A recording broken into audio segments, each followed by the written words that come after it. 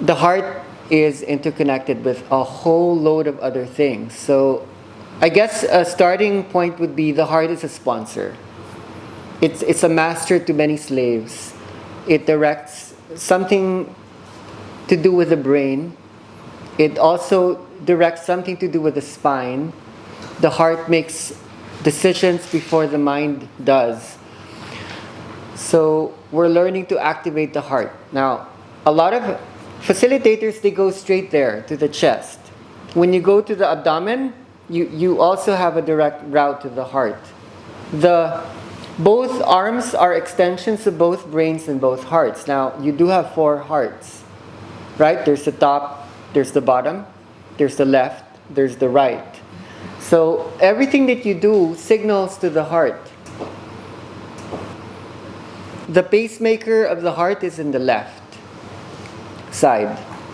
So one thing we do, first, technique in inner dance, it's really universal. Extend the right arm before you do anything else. Why? Because it sends a signal to the left brain. The right arm is an extension of the left brain. The right arm is an extension of the left side of the heart. The left is the masculine. The left is linear. So if you want to open linearity, send signals to the right because there's a contralateral positioning. These terms are interesting when you think of anatomical positions. So contralateral means opposing sides. You want to speak to the father, which is usually in the left, go to the right side of the body. That's for right-handed people. For left-handed people, language and the masculine will be in the right side of the brain. But that's a very, very small percentage of people. Is it completely switched for left-handed people? Yes. Left-handed as well. So your language might be, your Broca's and Wernicke's area might be on the right side of your brain. Is there people who are left-handed? Originally left-handed. Forced to be trained to So it is possible to create an ipsilateral body. Ipsi means both. And most women traditionally in ancient cultures, you were not left or right-handed, you were both. Men had to teach themselves to hunt, so they contralateralized the right arm to be the one holding the spears. Women don't have that luxury because they're always holding one baby in one hand and they're cooking food. So they needed to free up both arms. Is there also truth to corpus callosum being thicker for women naturally? Yes. So Yeah. is there something to it with this? With this contralateralization? Yeah. What that would mean is women can use both sides more ambidextrally than men. Men are more dual. Someone is, yeah. Does facilitation, keeping those differences in mind, does the facilitation, should it be taken that into, should take that into consideration? So for me, like when I'm working with a big group, rather than, like one of the temptations is to work on someone who's open with the whole group, and that can open up the whole group, but you get stuck with one person. So what I've learned to do over the years is I walk around the room. There are many techniques. Some people use the essential oils. They speak to the room. What I normally do is I extend everyone's right arm. And then I just watch, and then certain things are happening already because I'm opening up everyone's left brains. I don't take a survey, okay, who's left-handed. I just take for granted that most people in the world are right-handed. So opening that already does a lot. We'll study the contralateralization element more today, just so you have you're being given a kind of map, so that when you work on a hemisphere, here or there, you have the top, the bottom, you have the left and the right. You have a cognitive thinking brain. The new brain is on the top. The gray matter is the neocortex. The lower brain is the animal brain, the basal ganglia, the emotional limbic system. So you actually have 4 brains. The lower brain is more feminine. The higher brain is more thinking. The left brain is more masculine. The right brain is more feminine. So you have a feminine. And the right lower side, you have a masculine, thinking, linear, and then you have a feminine, masculine, feminine. So when you become aware of these maps, why would you touch someone's toes? Why would you touch someone's arms? Because they are extensions.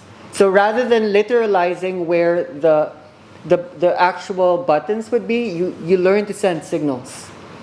You don't even need to touch bodies. Just being around a certain position, around someone's upper right, somewhere far away. Something you're doing is you are displacing attention. Okay, like let's say someone is sitting up and their eyes are open. Your mind is focused here in the prefrontal cortex. So what we try to do is, when you do yoga, you stretch, but what we're stretching is the mind. So you begin to touch places that would help displace attention from the prefrontal cortex, and sometimes you're touching a toe. Their mind would go there, to the lower part. And then you take that even further, move away from them, either through speaking, creating presence, and then their mind stretches out. So their mind gets bigger and bigger and bigger. Next thing you know, they're not here anymore. They're traveling through many directions. So just like people are experiencing multiple speaker systems, just moving the speaker even a little bit will totally change the experience. Later, we will talk about different what are called place cells. There's such a thing in your middle brain called the head direction cell. So even when you move the head even a little bit, it changes the orientation of the mind through what's called proprioception. There's a programming in the brain that's in the hippocampal and entorhinal cortex region. There's time cells that measures time, place cells, grid cells, like head direction cells. So all of these you learn to actually signal. When a person is, let's say, like stuck in their persona, it means that they're positioned too tightly. So the thing that you're trying to learn is, how do I disposition or dislocate someone from their center point so that they can start to extend, reshape their mind to different geometries and possibilities. Did you say that just as the brain has four kind of quadrants, the yeah, heart as well, and they're represented by yes, the hands and yes, okay. yeah. So lower means lower, and then higher means like thinking process. All of those have different frequencies, which we'll also take up today. And then in the heart also, is the right the literal feminine or the other way? The heart is more the feminine, because the timekeeping part is in the left. But it's not so strict in that sense, because the heart doesn't hold cognition in a way that the brain does. What the heart coordinates is rhythm. It coordinates speed. It coordinates fast or slow. And on that, the brain then makes the decisions later on based on, it's a little bit more complex, but we'll go into that. So the talk about the first thing we need to look at is the autonomic nervous system. To really start to understand the heart in relation to the brain, the breath, we need to look at this, the sympathetic and the parasympathetic nervous system. Now look at the picture carefully and bring some observations to what you see. What are the patterns? The sympathetic is that which contracts, speeds up. The parasympathetic opens all the way to the cellular level. So what do you see there? What you see there is the extensions or the outflow of the sympathetic is coming from where? It's coming from the middle. And when you look at the outflow, the afferent and efferent neurons of the parasympathetic nervous system, where is it coming from? It's coming from the cranium and the sacrum. It's coming from the top and the bottom. So what you're seeing is the spine has a language. So when you study Kundalini, and when you start seeing this in people's bodies, that's where you see the co-activation happening. Activation simply means that you're able to turn on or power up the sympathetic and the parasympathetic nervous system at the same time. So looking at this, and then going back to the to this grid, you get a sense of why some people hold simultaneous body parts or spinal regions at the same time. So let's look at this in a more graphic representation. So this is the spine, just so we know the regions. The parasympathetic cranium nerves would be number 3, 7, 9, 10. When you touch this region, from above the shoulder bone all the way to near the brainstem, you want to relax and open people. That's the gateway. So sometimes you will be led towards somewhere at the back of the head. That's the opening. But very often, some people will go to the hips. They go to the bottom of the spine, and that opens up. So what we're seeing here is fear has a region, and that's called the thoracolumbar region. It's from T1 to L2. T1 to L2, right here. T1 to L2.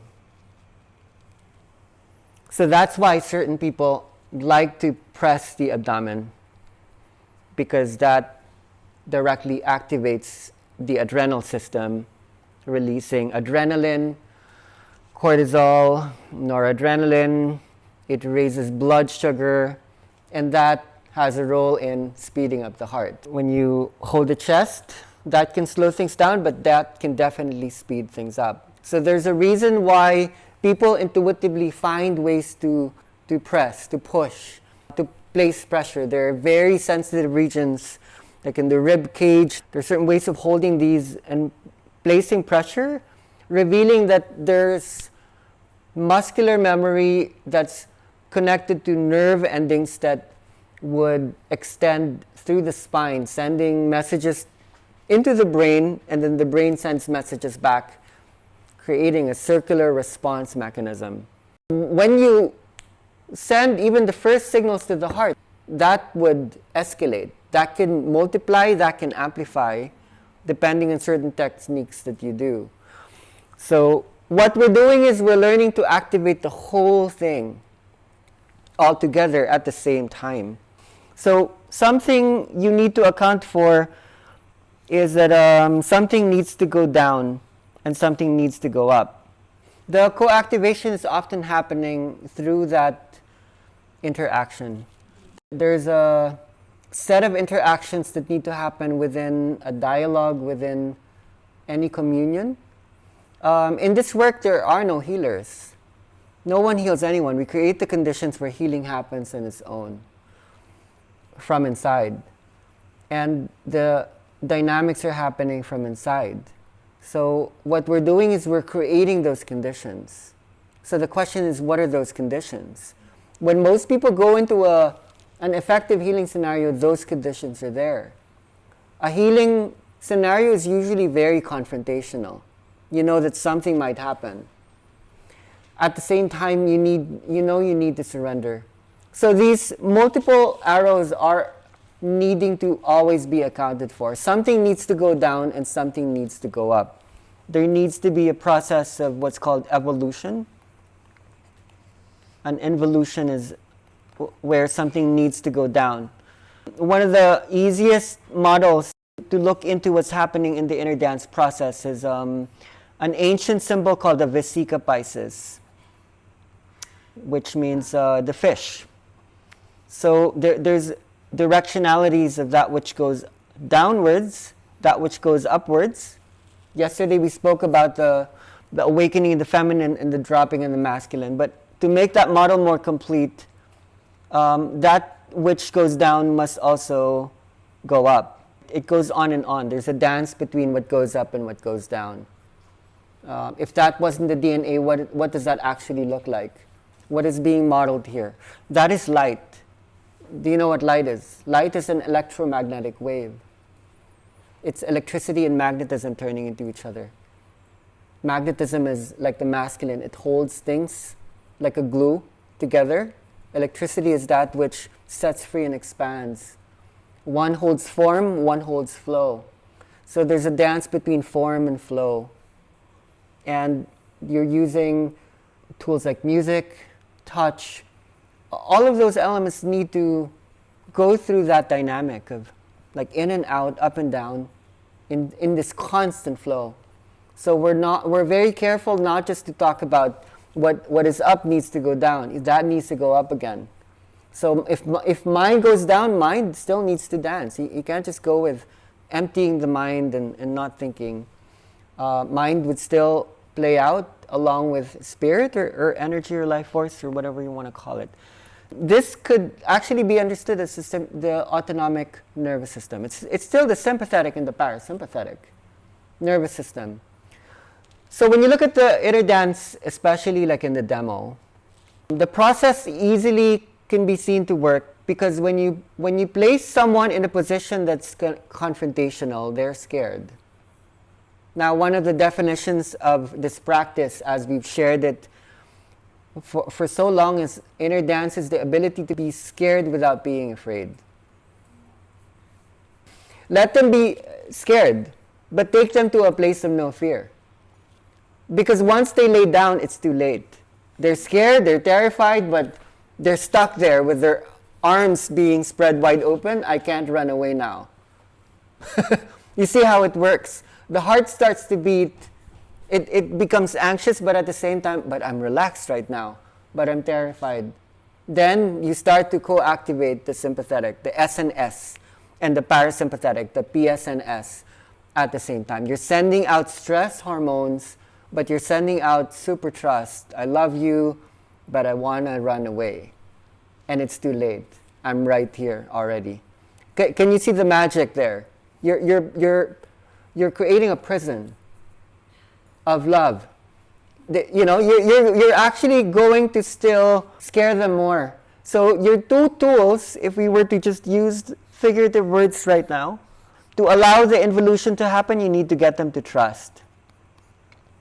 Okay, if they trust you, they will open. They trust the space, they'll open. If you are not trustworthy, let's say you're working in a Muslim country and then you're coming in with a crucifix, would that create trust? You go to a room full of grandmothers and you come in with a Metallica t-shirt, and you need to hold this in a way that would open.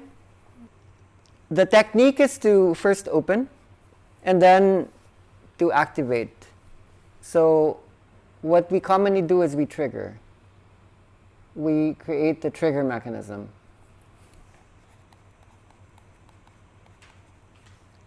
This is what needs to be simultaneous. That which opens, and then the trigger allows them to be scared. The trust allows them to not be afraid.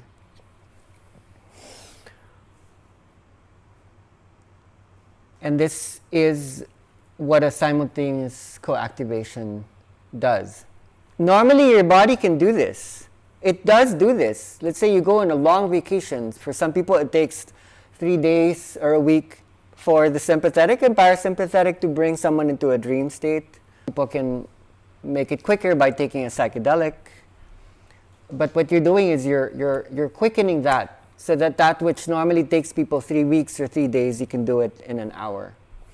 So when you want to look at the chief mechanism in which this has been opposing for most humans, it's based on our food habits and the drugs that people take and the beverages.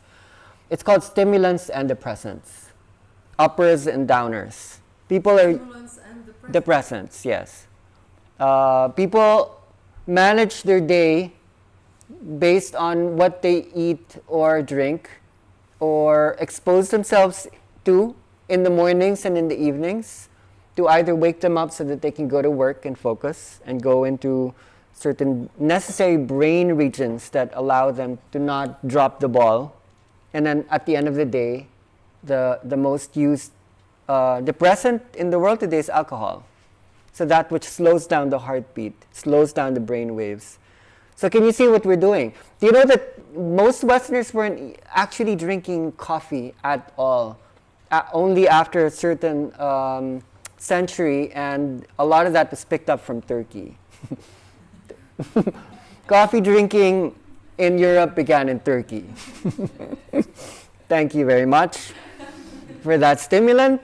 So now, how much coffee are people drinking in the morning? How much wine are they drinking at night? There's a third drug, which is really, really interesting, and it's called a psychedelic. Do you know what a psychedelic is? A psychedelic is a combination of stimulants and depressants. So you take a lot of stimulants and a lot of depressants. You don't need ayahuasca. You need just much coffee, much wine. Take them together. You will create a hallucinogenic effect, because that's what a simultaneous coactivation is. Anything that brings you into dream states. But this is what people are doing. They're drinking too much coffee and they're drinking too much alcohol because it does something to the mind. A lot of our modern habits actually helps us to manage emotions, information, tasks, so that when we need to take the hit, to stimulate, we rely on these very easy, you go to the supermarket, you take this product, you put it in the coffee machine, and then it works in your brainwaves super duper easily. And then because you took too much and you can't go to sleep, then you do the other thing. You open the bottle and then you slow things down. This is what's been happening to the human. We've been stimulating and we've been depressing more and more. And what we're working on now is we can still do that, but we can use sound instead in order to reach that balance that's normally very toxic eventually to the body. That's what we're working with, uppers and downers. You're learning the mechanism of these directionalities that would be more...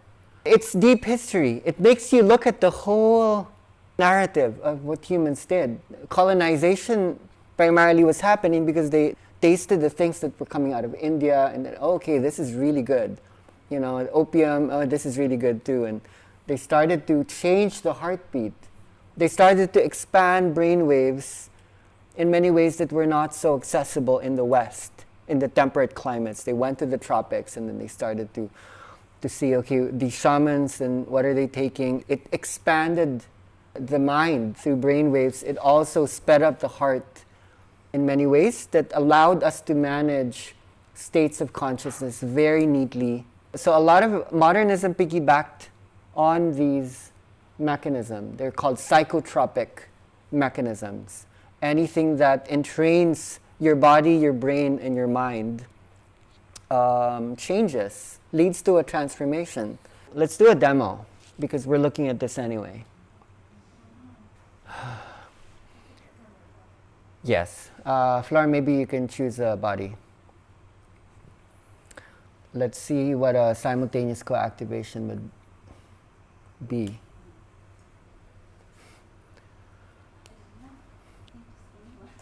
You choose the body. Borrow a body.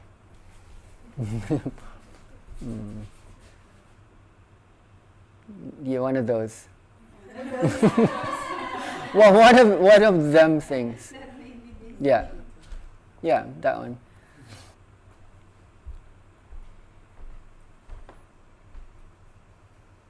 Okay.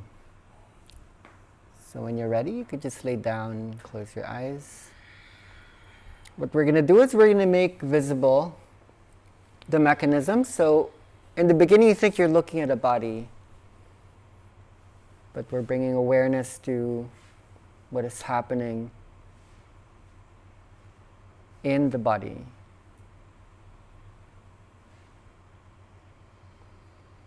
Just by being invited to go into the middle already does many things. So you can always see feedbacks in the breath, the eyelids, the chest.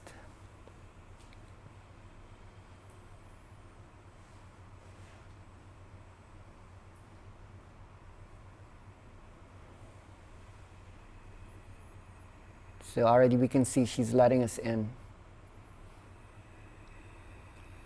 She knows what a simultaneous co-activation means or looks like. So bringing observation to the spine that extends,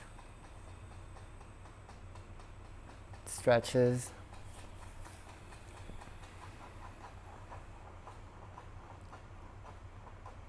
What does it mean to hold both?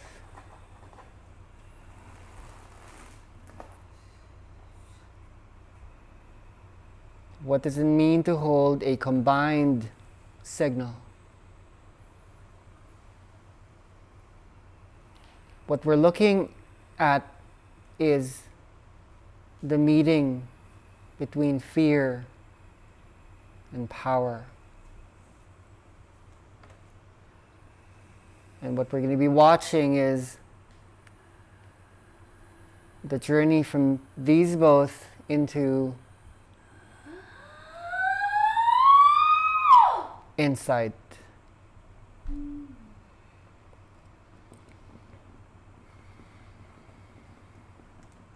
So the body is a gigantic eye.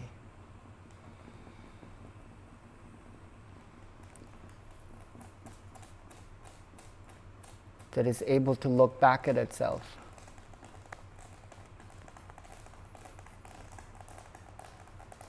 At what is there.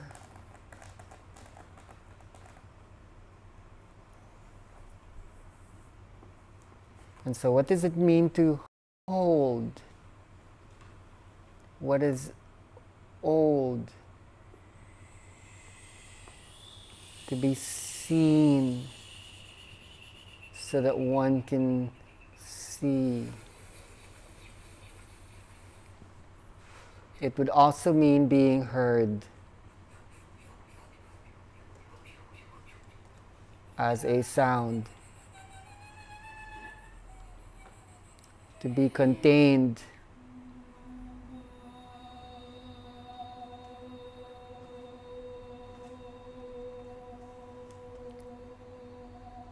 I am a collection of vibrations.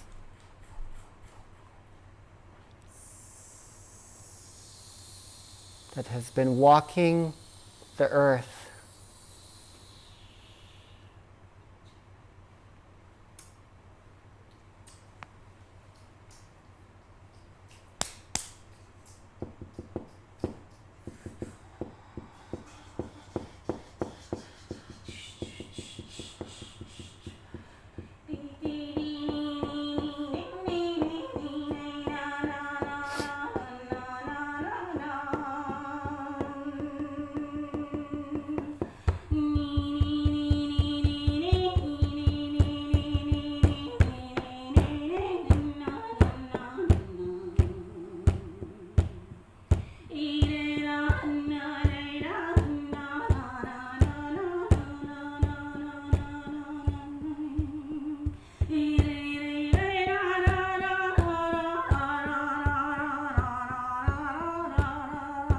A rhythm organizes time.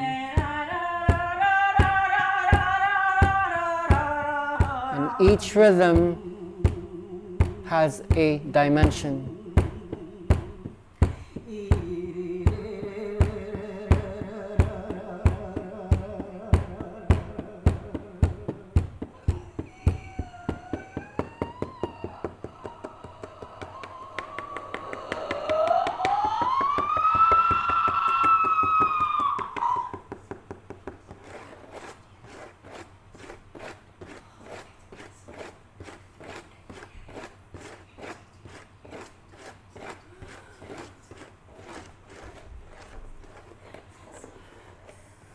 Now go to the very edge of what you know.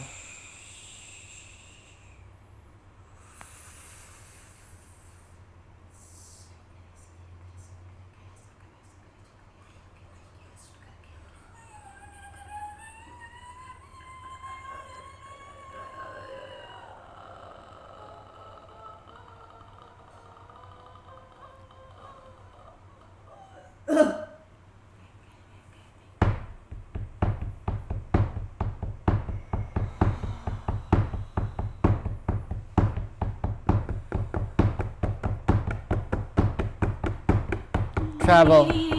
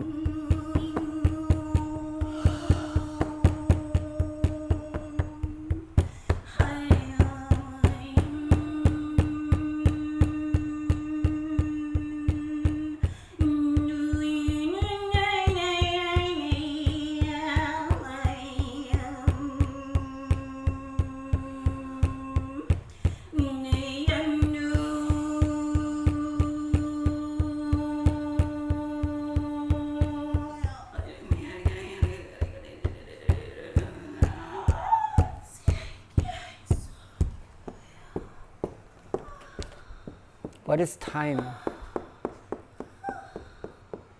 What is time if it was a space? And how is what is outside what is inside? How is the big made of small things hiding the big? How is it all just one?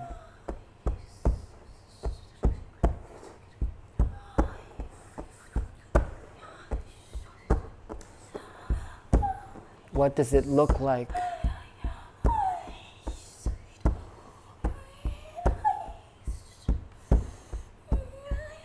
What do we look like?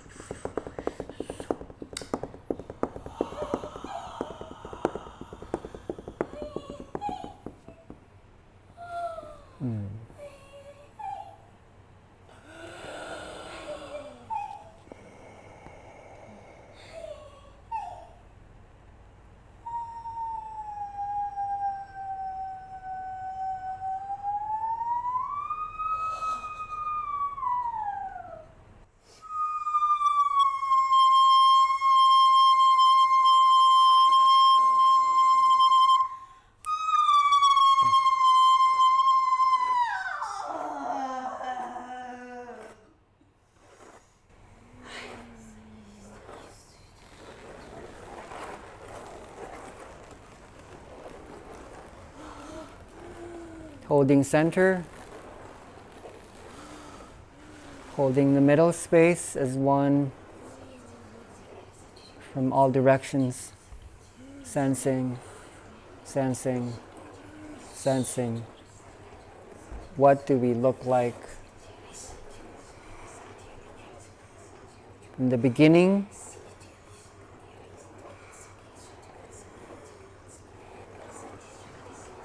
back to the beginning, go back, go back, go back, go back, home, go back, go back, go back, go back, go home.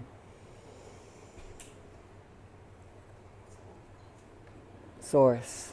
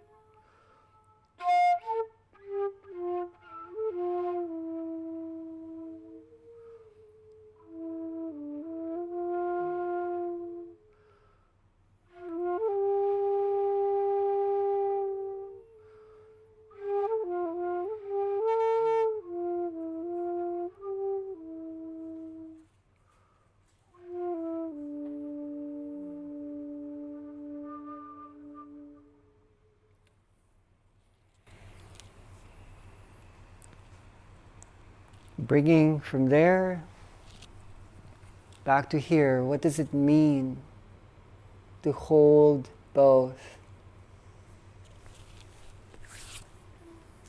Transitioning the middle space,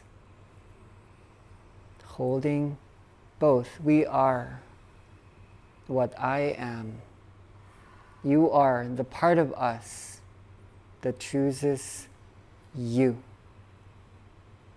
Somehow, we are all of us you. And we would never have to be you again. So all you have to be is you. Thank you for choosing you, for letting us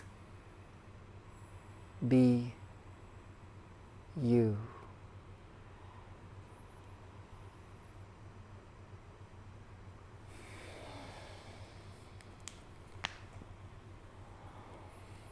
Coming back to your sound.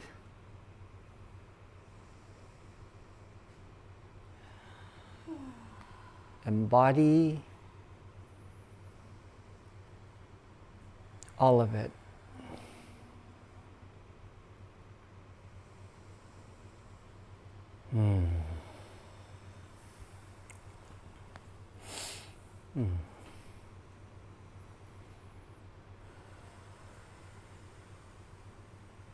Thank you for being seen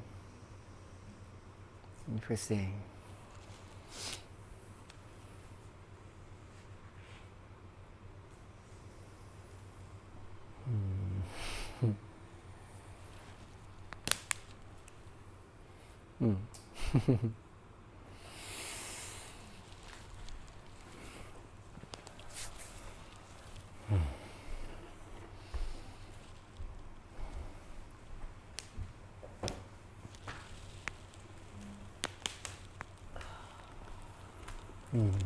Thank you. You can go back to your place so we could all see you.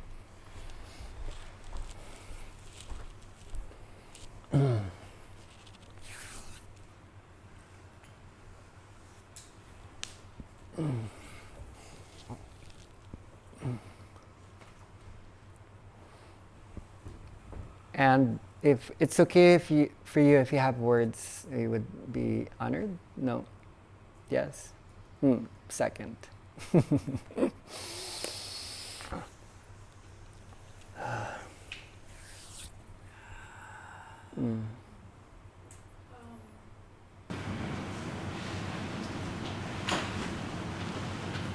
was a moment where I felt that your sound was coming out of me. And I felt very safe and held. The session this morning was a little scary for me. And this was just, I don't know, I felt held, loved, and holding your hand, I just felt like it was bringing me back to source, back to home. Like for a second there, it was like up there, and then you held my hand. I was like, oh, okay, we're here. It's safe. It's home. It was not. Yeah, thank you. Okay, so there's so much to see, and we're validating a lot of what many of you kind of know already, putting into words, putting into demonstration, what it means to trust, or to bring trust about, and then to construct into this space a trigger mechanism, an activation, something that awakens something by allowing something to go to sleep. Thank you, Flora, as well. Do you want to share anything? No, okay. So we want to ground this. We want to maybe extract something from what is already happening around the world. As you can see what it can do. This is what we're doing. We're opening and then we're waking up. Um, I would love to go more into the science to reveal what's happening in the body. It's powerful, but to construct a systematicity there, using these really shamanic, powerful techniques, but learning to observe what's happening inside. To extend that so that one can hold, like in Maya, sometimes our sessions last for 3 hours long. To be able to sustain a journey that long, to hold the wave. This is the frame. This is the map. This is what we're doing. This is what we're looking at.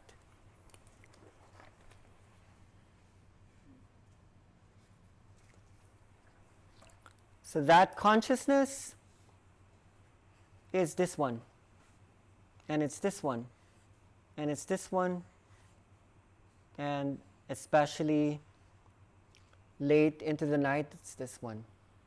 This is when you can extend it the most. So you can see the technology of sleep.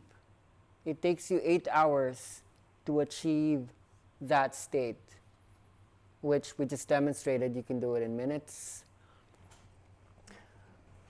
It's not so obvious here because the combination of waves aren't so graphic. In the inner dance process, there's a longer journey that has to happen that has a certain look. When you design like a playlist, it looks more like this. And then that REM state that was modeled there in the sleep stage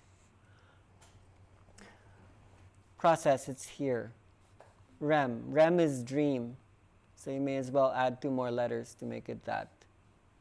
So there's a multi-stage journey system where it starts here, it goes here, it goes here. These are some of the more important parts.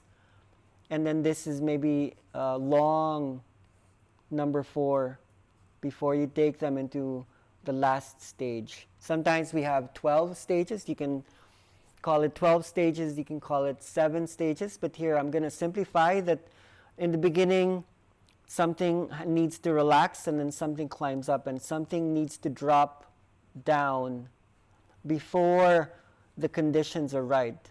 This isn't so obvious when you don't mark delta, theta, alpha, beta, and gamma.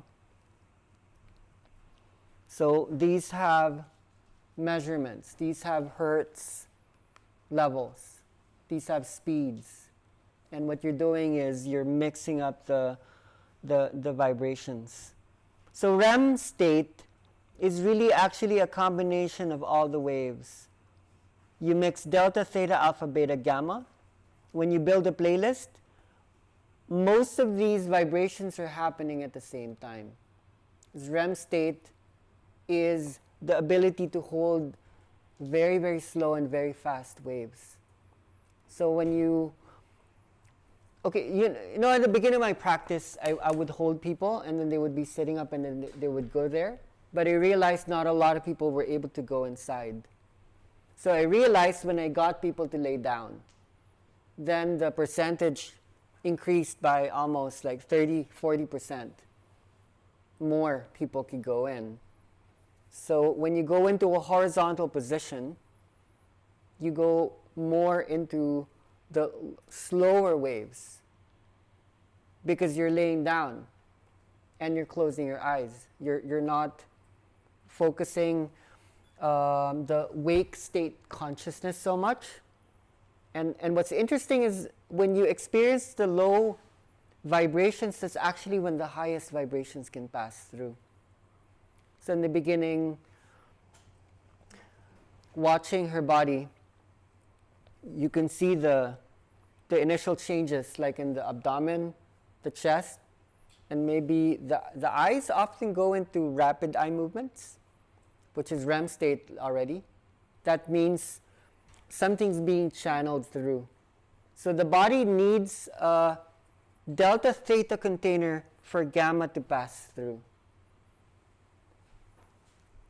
The body needs to be able to channel that. So there's something about going into Shavasana, going into death, going into total openness that channels the highest brain waves, or what's called neural oscillations. And she described it really well. We call it retrocausality. Retrocausality is an aspect of time when effects precede the cause. In causality, normally something happens and then you have an effect. In retrocausal places in the universe, it's the opposite. The effect actually happens before the cause. So when you hear people saying, I feel like that sound was coming from inside me, almost as if I was producing it, yet you were. I've had these experiences. One of the strangest experiences I ever had, super powerful, with a female lawyer in Malaysia. As soon as she wanted to say something, I actually started to say it. Would you find that weird? Like, normally you want to say something, then you would voice it out. But I was voicing out everything. I disembodied her voice, and when I started to do it, she was so shocked that she had no other choice but to become the universe, because everything turned out to be an illusion. So we have this really common phenomenon where I would be saying something or someone would be saying something, and then people are already seeing it. And there's the shock in them. It's like, how did you know to say that? How did you know to touch that part of my body? Because when you know what trust does, trust is actually retrocausality. I don't know why I needed to touch you there, why I had to go there, why I needed to talk to that person. Something inside has already happened before it's even happened. And that's what takes place when you reverse electricity and magnetism. I have a lot of the times when our bodies go like this, actually sound wants to come through. That doesn't necessarily always have to mean singing. It's really the energy. The difference there is when you're simply sounding it, there won't be a connection. You have to be making the sound at the same time you're totally listening. There has to be this exchange where she needs to become her. And then she would feel that it's actually you. She's not healing you. She's allowing you to speak to yourself through her. Well, it's a completely different process because the soundtrack is already programmed, before. But when we make those, we have to be in the same state of feeling everyone is going to be using it later. Otherwise, we won't actually be able to be in a creation process, and we won't put it out. But if we feel that there's a traversal or a transcendent experience, it means that it wasn't just happening in the room. They have to have been there. Otherwise, we won't put it out. It's always perfect. It just feels like we're being musical producers and we're coming from ego. And we feel also that I sometimes prepare a playlist for the event and just choosing the songs and sitting Yeah. because I feel it. The whole room is sound. It's always been inbuilt into the process. So when people even have like a list of songs, not knowing how you're going to sequence it, something happens in space that then combines it in time. You're doing it all the time, especially in thought and language. Because when you're talking to someone, how do you know what you're going to say even before you say it? Because when I construct a sentence, the sentence was already finished before I even started it. Something inside already knew. Something wrote the script. Like, who is that? Like, I usually imagine there's this little green man inside me, and then he's feeding me the script. Do you know why I'm saying it? It's because you're there. If there was a baby there, why would I say what I'm saying? It's because the baby's talking to him or herself through me. We're actually ever only speaking in one conversation with continuity, and you think you're talking to the other person. No. The energy's talking to itself through them. It's situational. So when you're in this awkward situation where there's no agenda, there's no possible known factors that's going to be an outcome, it's in the combination of the known elements in which a channeling is going to happen. So you need to really be open to, okay, this is going to be, you're going to get it, this is the next. I don't know why, but that's going to be the next one. You took that from somewhere else and then you brought it there. It's a very dangerous state or space when we create music or we come to a room and think that I will cause the room. Mm. It's a very dangerous space. And To determine, to create the situation. This is happening because I came here to facilitate you guys. So that's I'm holding this space. huge ego there. So Yes. like I'm the cause of. Yeah, it closes the thing already. People might feel something, but it's not a real communication. That's why when you do start to collaborate with musicians who don't know the energy and who bring instruments, you will feel you know when they're already performing. And then they're starting to dominate and fill the room with their intention. Some kind of energy stops. So take your time. So what's being spoken here is very crux. It's very key. It's really, really important to put yourself in that death situation of not knowing what the sequence is going to be. And really honoring the wisdom in each and every body. For Mm, example, mm, her body. mm, Her body is speaking the wisdom Mm. in that mm, moment, not me. mm. I was just a body as well. So in the beginning, let's say we wanted to help you build like a toolkit. Think of language, think of thought. Once again, we would have the grid. Let's make it white.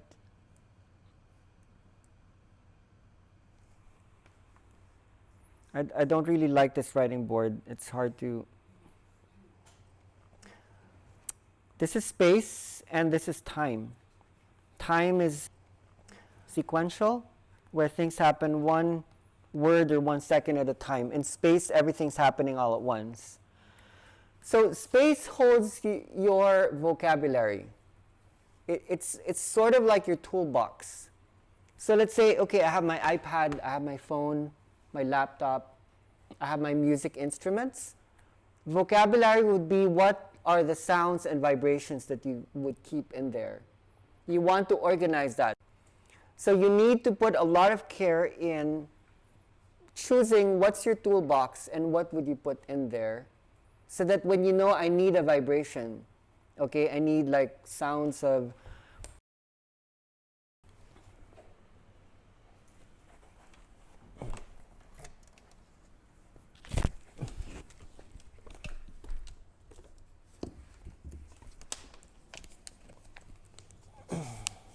say this is, for example, a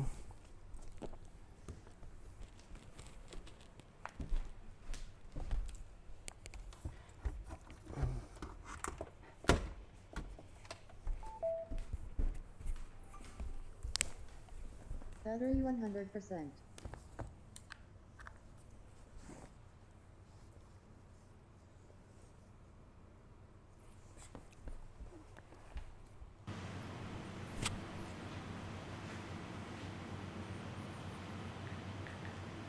say this is my toolbox, and then I'm holding a journey.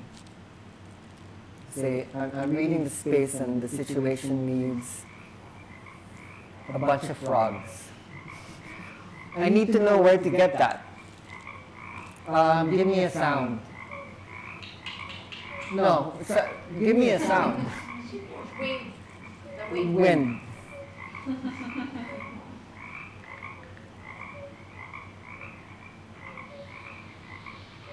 Give me a sound.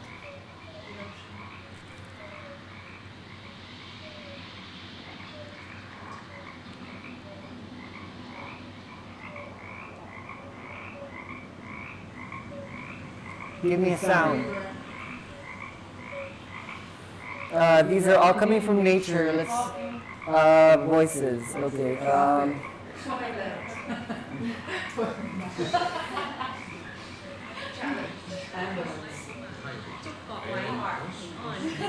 Okay, why not sounds from Saturn. สวัสดีค่ะสหายในธรณีสองพวกเราในธรณีนี้ขอส่งวิทยุมาถึงท่านทุกคน So this is what we want you, what we want to help you with. We want to help you organize space. And when you organize space, you would know how to combine the elements in a sequence in time.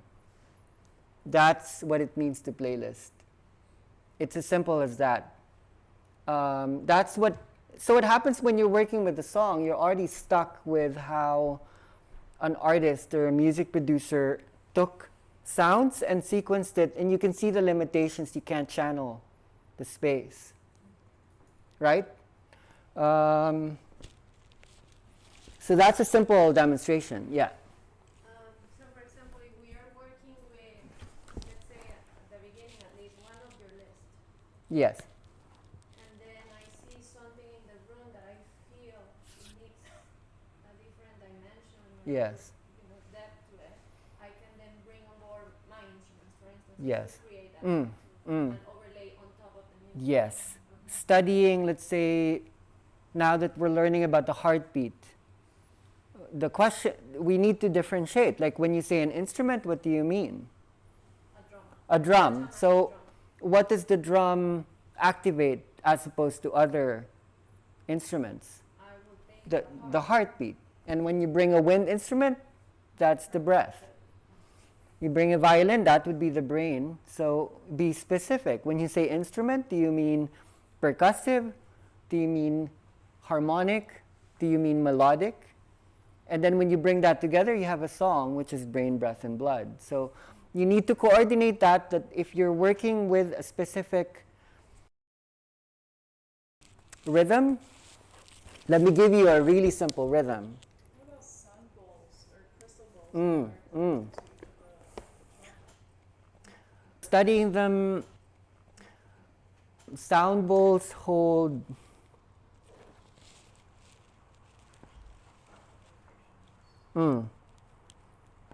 let's be specific with that.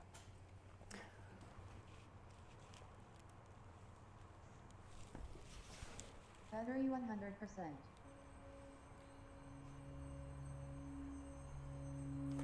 What they hold are called harmonics and subharmonics. The very basic tone is called the fundamental tone. It's the pure tone, but it's the texture that actually holds many, many frequencies above and below the fundamental tone, the pure tone. And then when you're able to hold those tones, either through voice, I can blow this so that I can make more overtones or harmonic or inharmonic.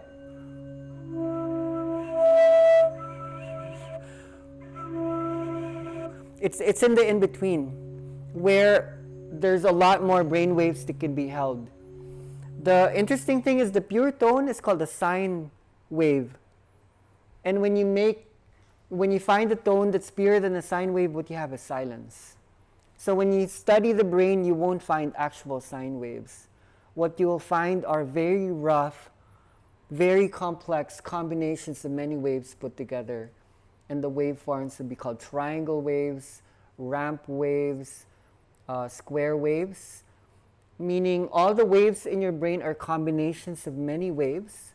So when you use something like a bowl, you're holding like a fundamental tone, and then automatically it creates, through algorithms, actual harmonics that's very resonant with the fundamental. So it helps them to expand, but holding the fundamental is like the key, the anchor, the middle space, so it can extend. We do work with complexity. So what you could do is work with the playlists, and then the bowl would hold the anchor, so that they would know how to stretch out into different directions, but you give them a sense of middle. Sometimes, though, the bowl can be too strong for people because it starts to dominate the space, and there's something in the brain that's looking for more fundamental frequencies, not just one. So you'll know when it's too strong sometimes. It becomes painful to hear or it holds too much focus sometimes. So it's usually good in the beginning and the end, not so much in the middle when people are already going into the colors, the textures. It helps to open and then to close, maybe.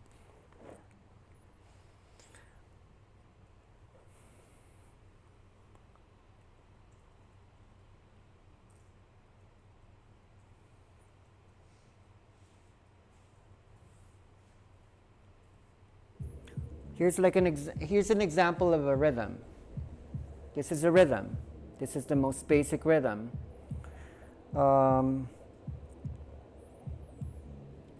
So when you press play on that rhythm, it's just going to introduce people into a certain dimension.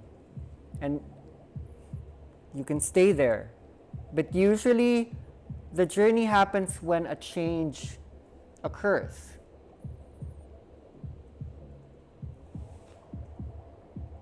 So that's a change. With a simple gesture, that's another dimension. Each rhythm is a dimension in time. That's another dimension. So what you're looking for are tools to manage your library. You can see the tools are different from your library. You have a collection of sounds, and you want to be able to manipulate those sounds, knowing that slow has a very, very different dimension as fast. That's a certain journey. That's another journey altogether. And the journey is actually the transition from that to that. You won't feel so much because I'm not holding the anchor. So when I press this, and that's underneath, you can see the difference. Let's say when it's alone, it's not holding the delta on top of the rhythm. Do you see what I mean about holding multiple frequencies? You know, angels singing as a choir, and then when I am able to make the changes underneath that, I'm holding this anchor. Like yesterday we defined the trance as being able to hold delta theta on top of gamma, underneath gamma and beta. That's not something you're doing. That's something the brain is always doing, especially in the REM state. The REM usually is a process where gating happens between theta, delta theta, and gamma. Let me show you what that looks like. Okay, I find this chart like super important. What do you see here? Notice how, where are the faster waves happening? They're happening near the base of the brain, right? And the slower waves are actually happening near the neocortex. So thought is slower than initial sensory information. Can you see what's happening here? As information begins to enter your body through the sensory channels, what you're seeing, what you're hearing, you're actually super overwhelmed. So there needs to be a gating mechanism for that to be translated into thought. So your brain's managing a lot of information as it enters. But for you to be able to think about that, you need to slow it down. So there's something called combined signaling. Do you notice this wave right here? This is the combined signal between the fast and slow. I put out I'm online. I shared something in one of our groups today that elaborates on what a combined signal is. Let me borrow that image. It's in WhatsApp.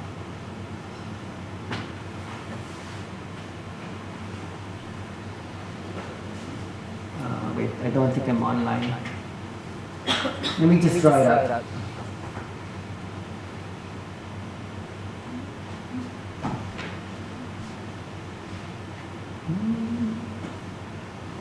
This is really key because this is what facilitation does.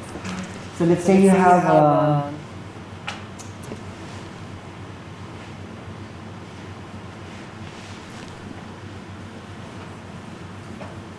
let's say you have a really slow delta wave.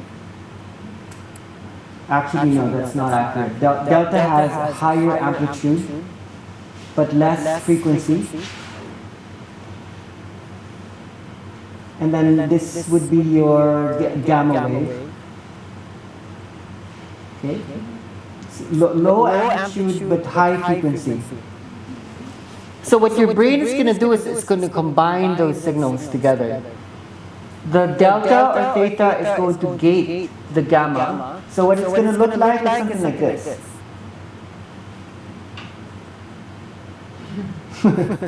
You see what your brain does.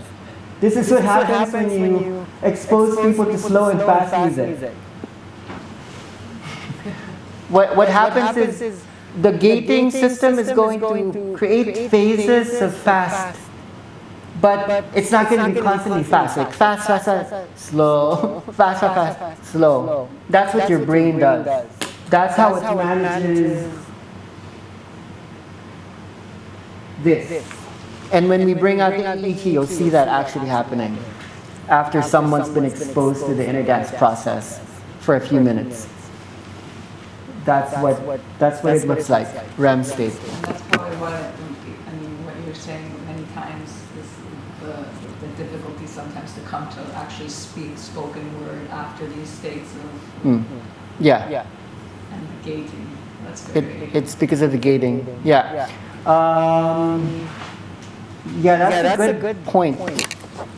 Because something this is saying is when you access the animal brain, the subcortical regions of the brain, the vibration is really, really fast in these areas where transduction, encoding, selection is happening before it goes into perception. Thought and language happens here. So it takes you a while because like the containment of words, it's so limited compared to the information that's coming through. So you might ask, okay, what happens to alpha? For example, what happens to alpha waves? Because we haven't mentioned that, and that's usually the most talked about wave.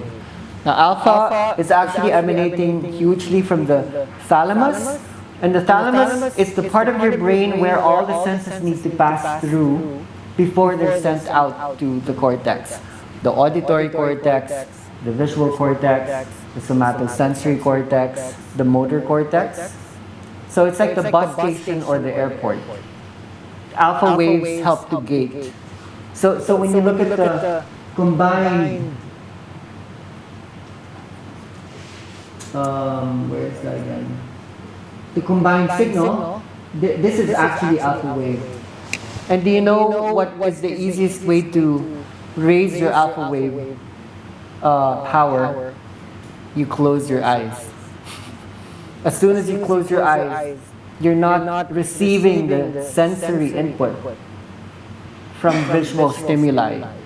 And you're just learning to gate. So suddenly you feel like it's slowing down, it's getting more organized.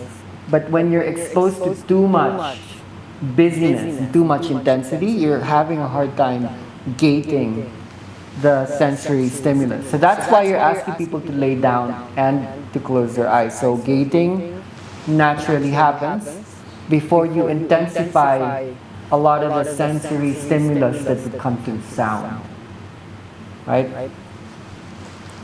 You're helping to organize vibrations before anything else. Because mostly when people's eyes are open, it's really, really messy.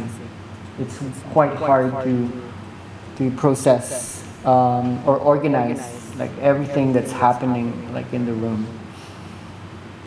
Okay, any questions? Yes. In regards of the eyes, what happens?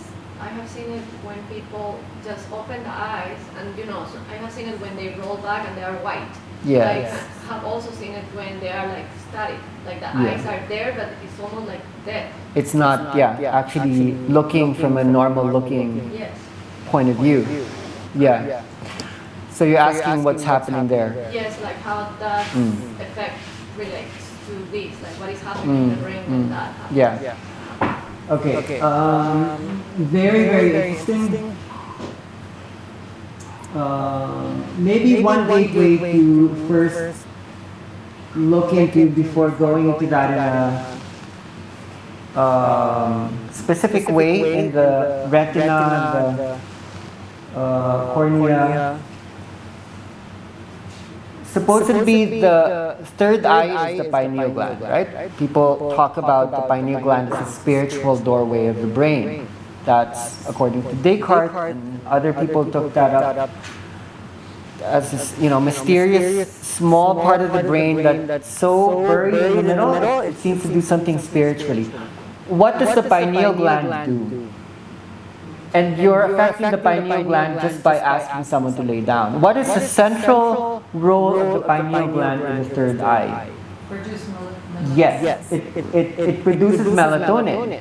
The signaling mechanism for that is the suprachiasmatic nucleus, which is in the hypothalamus, so that when your eyes are receiving light, you're not going to send out melatonin because you're supposed to be stressed out. Melatonin is good in darkness to make you go to sleep. It's the most responsible for bringing you into REM state. So then you would be interested in Melatonin is the most responsible for bringing you into the dream state. Okay. So when you look at this chart, the green line is melatonin. When is melatonin the highest? It's usually about 3 hours after midnight. So you know what they call the witching hour? It's because melatonin is super high. Yesterday we were talking about this, like waking up really early in the morning. There's something about people staying up late at night or waking up really early in the morning because that's when you can experience the most insight. When melatonin levels are highest, 3 o'clock in the morning, and then it starts to go down after that, reaching a nadir at about 9 o'clock in the morning, which is when you don't need it. That's why we're doing the inner dance process at 7:30 when melatonin is still not at its 0 point, so you can still access a little bit of REM state consciousness. I want to ask something, an experience I had last night. I was asleep and we didn't even do session or anything. And she heard me. I was asleep and I started everything cracking, Oh, nice. moving, cracking the chest, cracking. And when I was asleep, I was like I thought I had dreamt it. And maybe I imagined, and she told me you were cracking all your, and so I was asleep. And so is it maybe possible that just by being in this room, Oh the yeah. energy is shifting, Yeah, and then yeah. since I was asleep, maybe I don't know. Yeah. We'll get there, but for sure. But that used to happen to me. I could not go to sleep without like going into inner dance.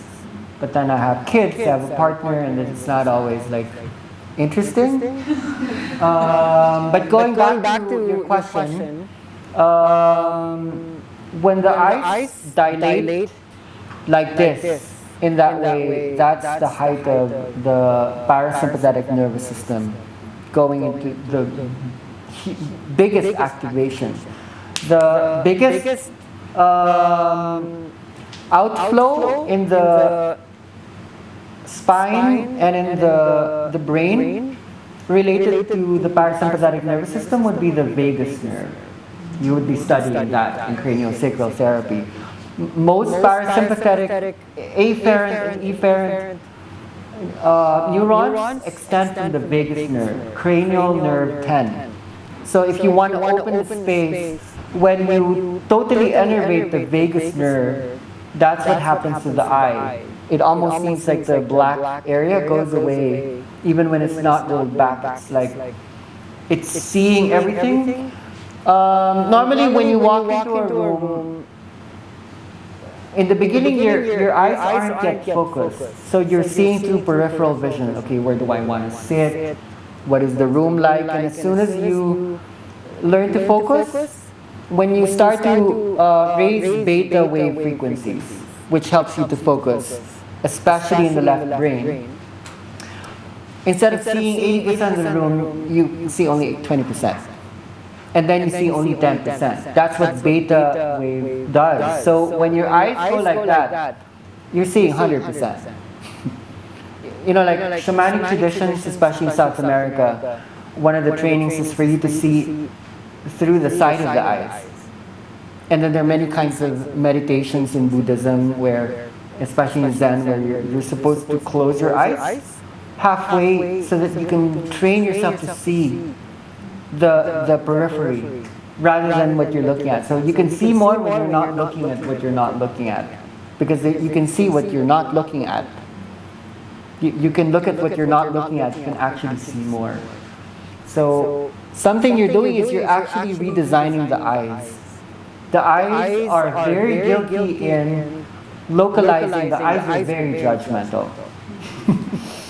You know, I don't like you. You know, like we train the eyes to localize, to pinpoint, and we're not seeing much when we're seeing too much. So when the eyes kind of go like that, we're training the eyes to see more, the periphery, not the localized region.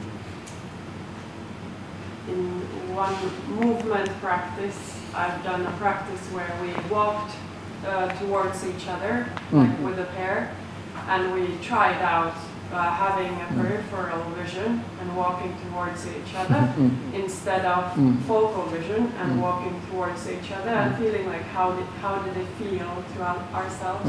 And it was like the focal was like really aggressive in a way, and then the peripheral was kind of really allowing. Yeah. It was really interesting.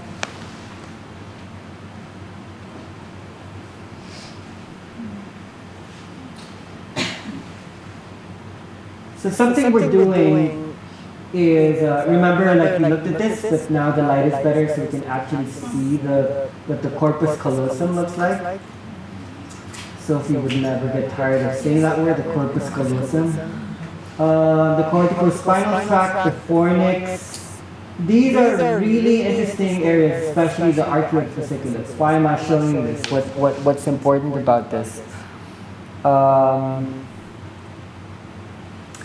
These establish connections. They allow the different brain regions to communicate with each other. Now, knowing that there's a certain part in charge of sound, processing sound, the primary and secondary auditory cortex, which is here, processing visions, the occipital lobe, which is here, the somatosensory cortex, sensory, touch, temperature, pain, pleasure is here, and then thinking, motor functions, it's here. To allow the brain regions to communicate with each other, we have to be sending signals here. So one thing that's happening in the spiritual brain, the activated brain, when those weird phenomena showing up where you're sleeping but you're still moving, movement is a bridge. The dance or movement actually helps to coordinate sight and sound together. It can happen even while your body is not moving, but that is one of the phenomena. So many ways what you're doing is you're becoming a dolphin. That's one of the projects. You're becoming a whale, and you're becoming a bat, and you're becoming any organism that has a sonar. These organisms have very, very thick connections in the nerve tracts because they can interpret sound as image and image as sound. So when you think of the dolphin has the highest brain capacity of all known organisms. They're perpetually in REM state. They don't really go to sleep. When you're in REM state, you don't go to sleep anymore because the reason why you're going to sleep is to go into REM state. And one of the things that allows that to happen is you need a thick connection between sound and image. Between sound and image. So going back to your question, and then going back to some of the conversations yesterday about tribal consciousness, we really did not look in a focused way as indigenous people.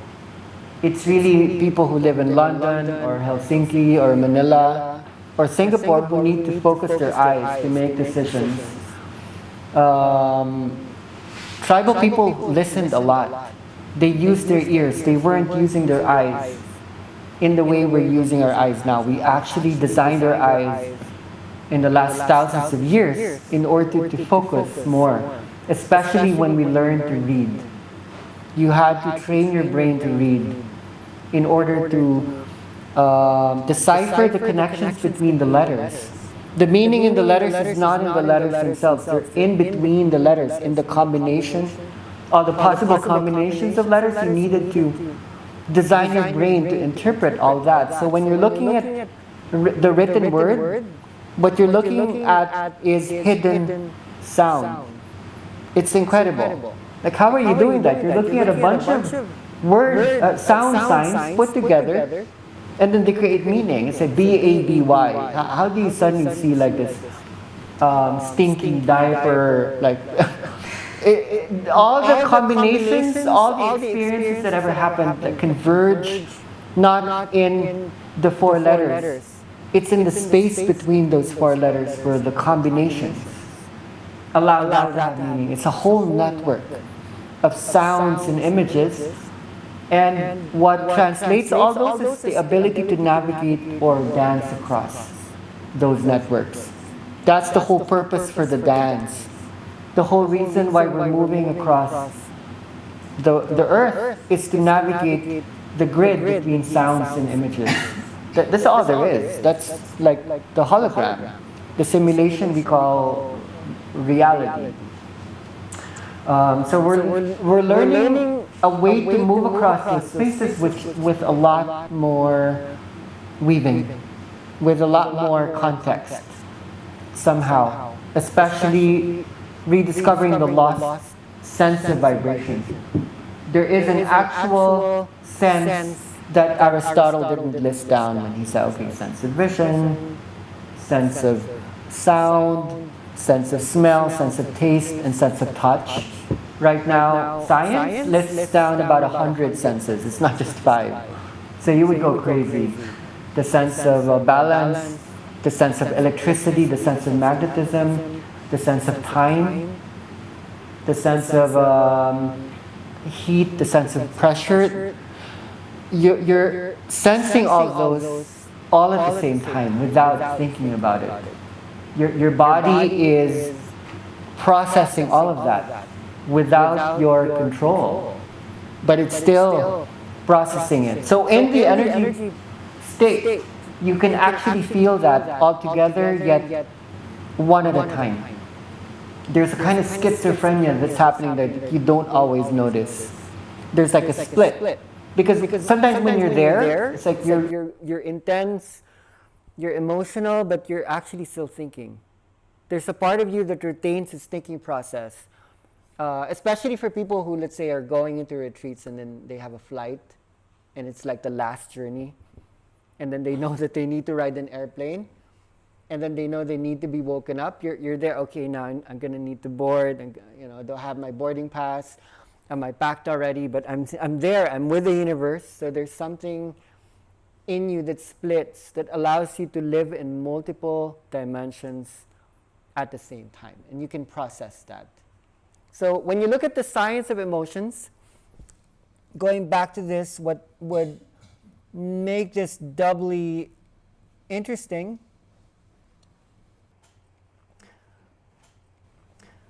I'm trying to, balance all these images. What is an emotion? Energy in motion. Don't give me that thing from Conversations with God by Neil Donald Walsh. What is an emotion? Okay? What are the levels of emotions? And don't tell me anger, joy. There's a more vast way of defining emotion. That's still going back to the motion thing. But it's really true though, because motion have motor functions.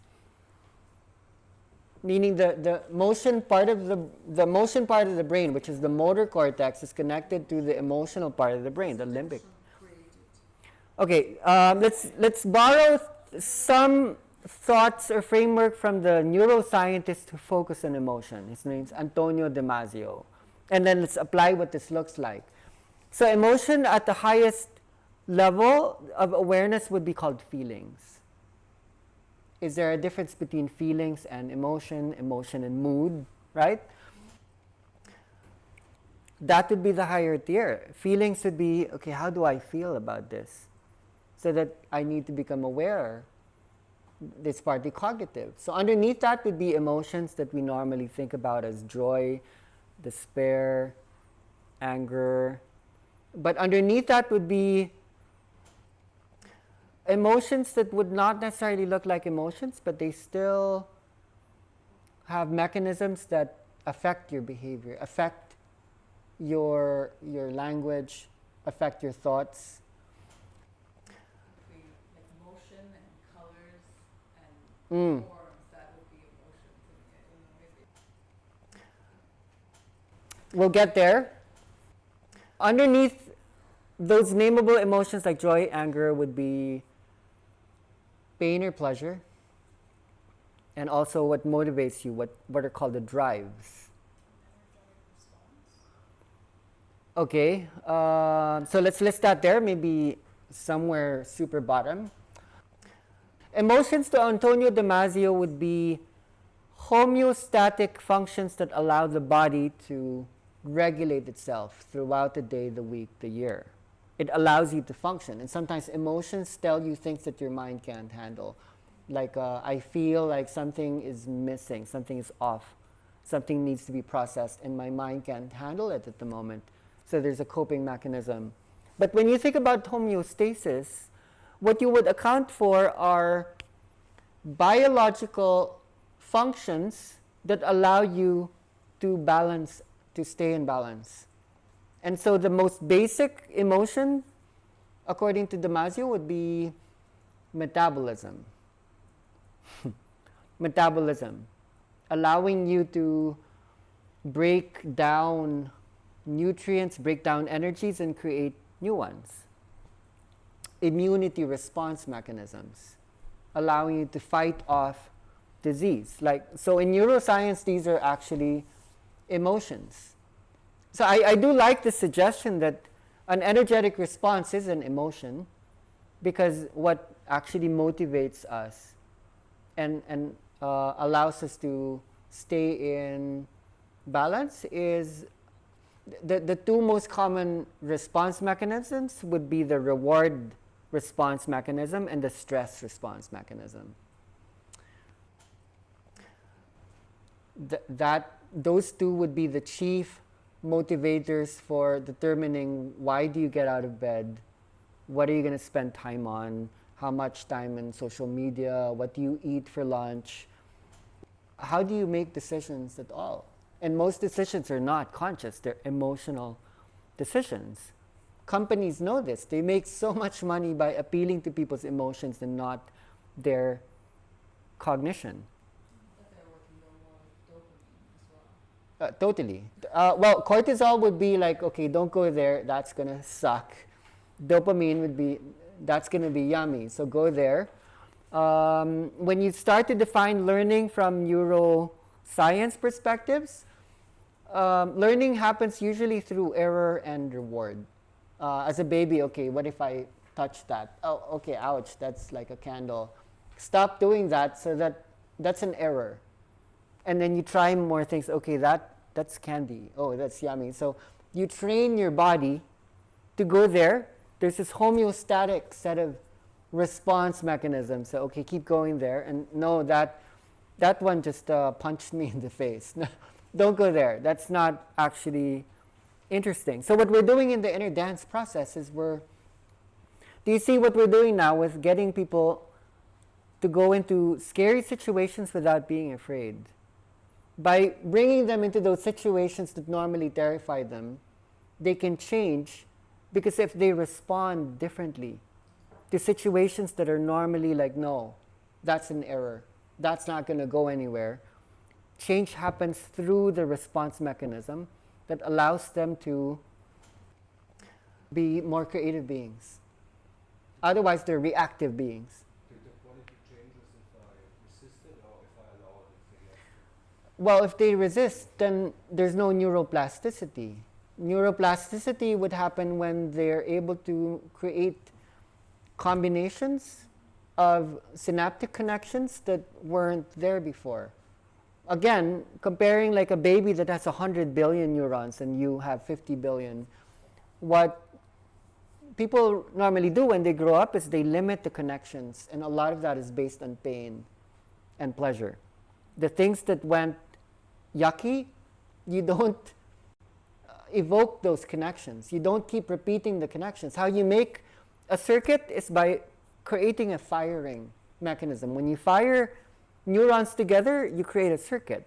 You create a wiring, but if you do that once, most likely that's not going to fire again. If you make as soon as you move the body a certain way, you're already making a connection.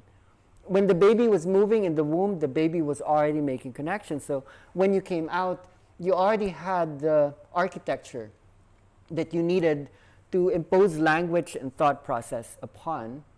But when the baby starts to experiment with, okay, go play over there, kiss that boy, go touch that lion. Every time you make a mistake, like an error, you're actually training your body not to go to the painful situation. So what you're teaching people to do, the nature of your work, a lot of these disconnections is trauma. They're coping mechanisms because the danger was there when they were young. But when they grew up, the danger is not actually there anymore. So what is left is not fear, it's anxiety. Anxiety is an emotion where someone is afraid not in the present moment. Fear existed in the past series of past moments, or a collection of past moments that put the fear there that used to exist when they were young, but is not actually there when they're older. So what you're holding in this kind of healing process is giving people a chance to respond in a different way. So that's why sometimes they see the mother come up, or they see the father, an old enemy, and they start to talk, and then, okay, I think you're actually okay, you're not so bad, maybe we can talk to each other. Just a question about the Yeah. gets like either it can be natural or it gets then we work on it here. We would name that emotion that you describe as grief. Grief is an emotion where you're not able to say goodbye to something that already went away. So it's a goodbye process. It's a long goodbye process of letting go. But the person went away and you weren't able to say goodbye. So there's something holding on. And then what you're beautifully describing is a lot of that process is happening not just in your relationship with your mother, but actually from a metabolic dimension. We've seen like so many people cry, but there was no reason for crying. There wasn't actually despair or sadness. There was just this release of tension that was being held from a molecular level or a neurological level. So what this is telling us is, Would you say the feeling was not there, like the sadness or grief? Because many times myself or someone else, we're crying in the sessions and there's no reason to cry. yeah. But the reaction, the emotion comes out. It's like I'm just crying, but there's no story around it. So there's no feeling in it, or I think it's not really feeling, it's just coming. I think it could be chicken and egg, where a lot of the more human emotions which would be happening at the top, a lot of them actually come from ancient structures. This fear is old. It's not just your fear, which is coming from a development. It's genetic. Like all the animals that ever got eaten by a predator trained the sympathetic nervous system to run away. And that's part of your legacy. That when you're born with a heart, your sympathetic nervous system would naturally know when there's danger because of all the dying experiences that ever happened. Sorry, you've been... Yeah. Yeah.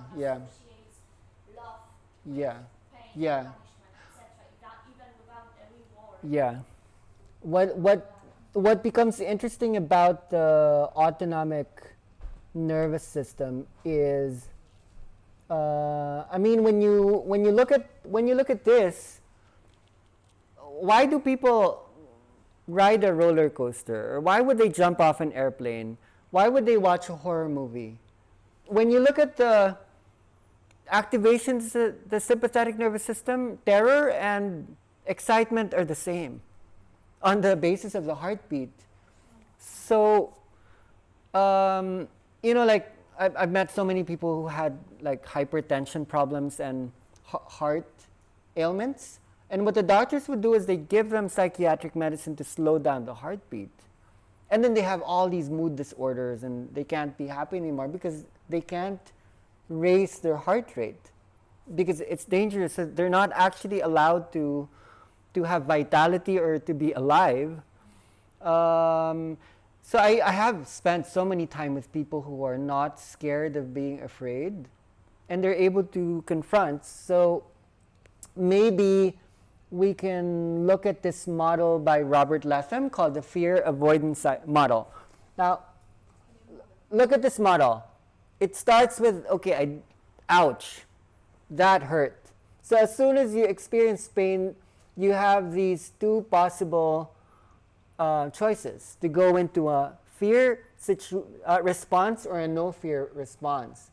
As soon as you become afraid because of the pain experience, then you start to avoid the part of your body that experienced the pain. In the disuse, it's going to atrophy and then it's going to start getting more and more painful. So then there's like this vicious cycle. And we can probably correlate that in chemical and circuitry later. So according to this model, it's only to go into a place of no fear where an observation, a conversation, or a confrontation can happen. So I think whether a pain is becoming a pleasure or a pain is really still going into pain avoidance, the work that we do is still inviting a conversation so people can look at it, that people can go into a situation where they're not running away. Because talking about pain or pleasure, the motivators are really pleasure seeking and pain avoidance. That's noted to be what people run with on a daily basis, especially when they live in big cities. The whole point is to deny death and then to feel good as much of the week as possible. But in this work, pain actually does feel good when it's honest, when it's being felt, when it's being opened, when people are not hiding it. When you resist it, it becomes more painful. You actually hold it and you can't run away. It's going to chase after you. You can't hide it. You can't deny it. But when you bring about a real observation, just like we demonstrated, that was actually pain like in the morning. But holding more health conditions, it became power, which led to insight, and in her words, love. That was because of Flor, because of me, because of all of us, but it's her. She owned it. She was creating the scenario just as much as the voice that was emanating in the room. That's a demonstration of an observation. Like, it could have happened in the river, it could have happened in the airplane, but what does it mean to actually hold those conditions in very tight containment? Experience from the body is new. Like that I realized that something in my body is not from me actually. Yeah. That creates an emotion. You have a choice to process this from a personal or a cultural or even a planetary or species level dimension. It seems heavy to process the culture, but it's actually light because it's objective.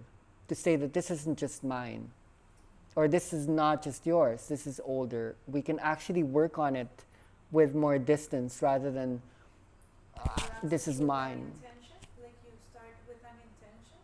Or if you don't have anything that you know, subconscious or conscious, To painful, or you've already... in inner dance, we don't actually bring up trauma as much because has a tendency to get people to loop.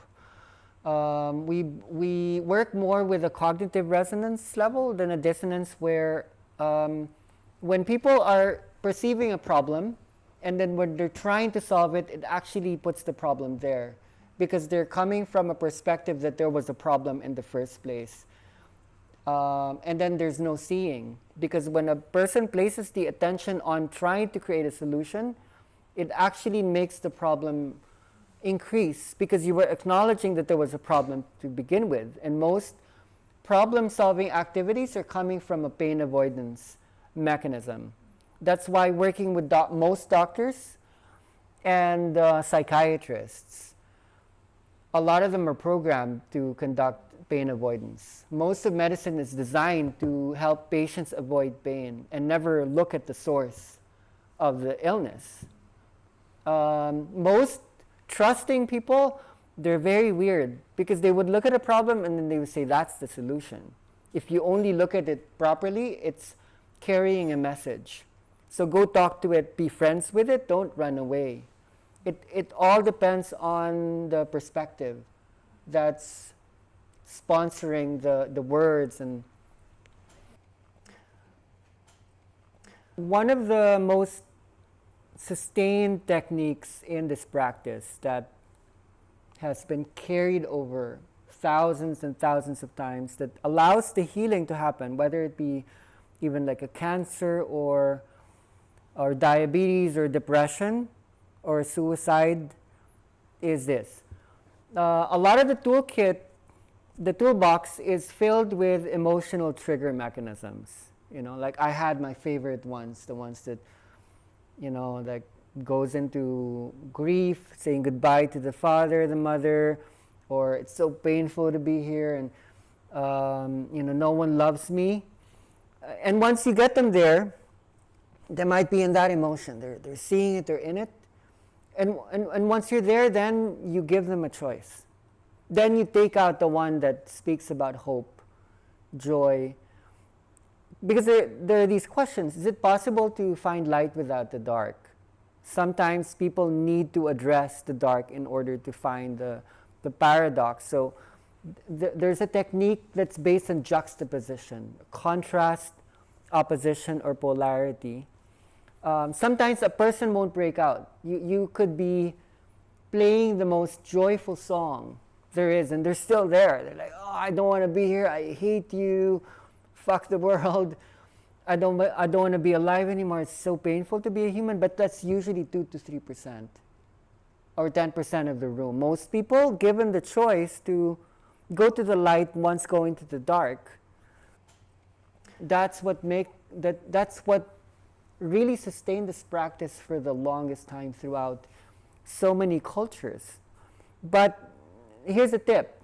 When you open the space and people trust and people go so deep that it gets scary at times, where it gets really dark and really heavy, the worst thing that you can do is approach the body and act like there was a problem. Go to the worst situation. It could be like something out of a horror movie, like Exorcist, where this Linda Blair scene, or the thing is happening, Freddy Krueger is there. Just go there and say, okay, love, good, amazing. And then always give them a choice. So very often the feedback would be they're seeing like this ghost, this monster, and then when you change the music, suddenly that thing that they were looking at turns into a flower. And then a unicorn. It's not just imagery, it bears so much representation of metamorphosis and the butterfly, freedom, truth, beauty, love. We just watched Moulin Rouge the other day. So work with that. Work with juxtaposition. Work with all the colors of emotions, the textures of humanity that allows them to experience the super ugly and the super beautiful.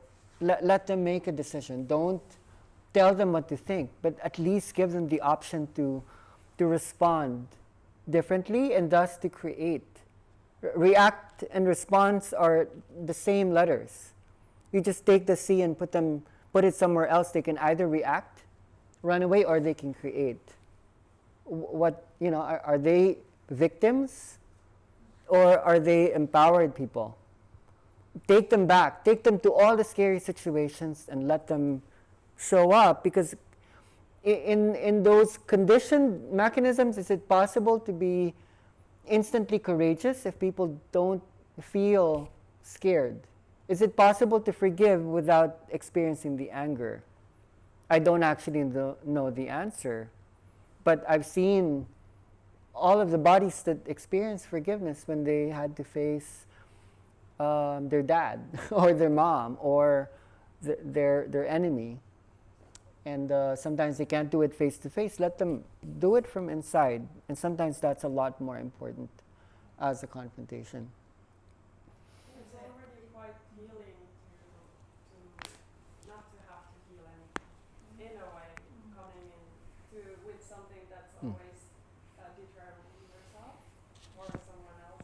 And from outside especially, I'm so traumatized and always like that. And then entering a space where you don't have to change anything. Yeah. Just be there and This is totally it. everything Yeah. nothing can happen. You want to give them a chance to listen to a different story. The loop is based on they just keep telling the same story as soon as they wake up. Let me give an example. This is one of my favorite examples. There was a yoga teacher from France, and she was in the retreat center, and I didn't know anything about her.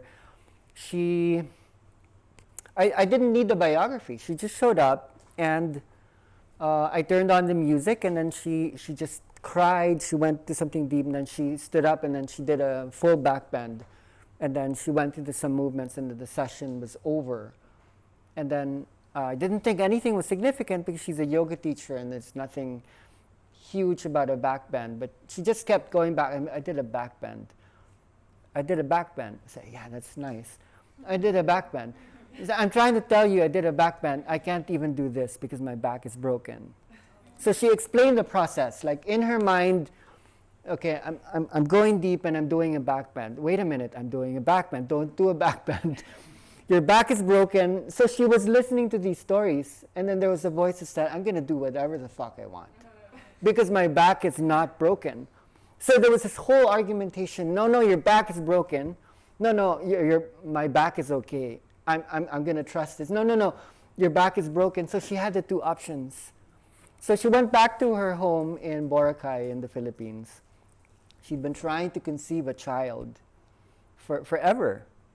And then the baby wasn't coming. She conceived that day. So something was unblocked just by giving her the options, the choice to show up. The most powerful experience I ever had of this, maybe in the first big retreat I ever held, it was in a place in the Philippines called Tagaytay, in a convent. So all the nuns were going to inner dance. They were seeing Jesus and the saints. They would take away the nun thing, the habit, and then they were just there, and it's like, okay, this is really cool. But there was a woman downstairs who I barely knew. She doesn't show up. I didn't recognize her. On the last day, on the last workshop, she went there. She showed up. Her name's Angie. And then I literally just was walking around the room, and I just did that to her, and then she just went wild. She was small. She was petite. 3 big men couldn't hold her down. So you know what happens when that sort of thing takes place in a convent? Something goes out of control. You could see the nuns opening their eyes and looking at Angie becoming like a demon. So they were about to call the priest for an exorcism. I had to call it out, you're putting fear in the room. Stop. As soon as I said it, they realized that, oh, okay, sorry. They went back to Jesus. But in the circle, she then she kept sharing, I can see. And she was doing that. So what I didn't know is she was half blind. And the medical doctors had no answer, no solution. She was on the way to blindness. She had 20/20 vision after that. So then she spoke about her childhood experience of incest and rape. So can you see that the choice did not happen in the session. The choice happened because there was something happening upstairs, and for the whole week, she was like, no, I'm not going to go there because I might have to walk out the room as a different person. So that's what you're doing. You're just giving people a choice. When you're holding space, that space is a choice to react and to act differently. This is our work. That was a miracle. But then now we can explain that through medical science. We can contextualize this, but this is really what we're doing. You won't know many of these stories when they walk in. You won't know about these stories of rape, sexual abuse, of all kinds of abuse, of all kinds of trauma. You barely need to do a reading just by giving the opportunity. There could be 10 people in the room, 100 people or 30 people in the room. It's super powerful and it's super quick, right? Amazing stories, and now we're hearing all these stories more and more happening around the world. It's inbuilt into this process where a possible change can happen through the wave of rising up and down, a choice. A choice of the body and not of the mind, which is what we call emotion. Emotions will be choosing, right? Homeostasis is balance. The body wants balance. And this is weird because you're actually breaking the old balance, balancing the old so that you can find a new balance. Because a lot of balance is actually held in pain avoidance and fear. So getting people to expand their spectrum, their scale, opens their mind, extends their boundaries, collapses their walls, letting them like think and feel and act in a different way.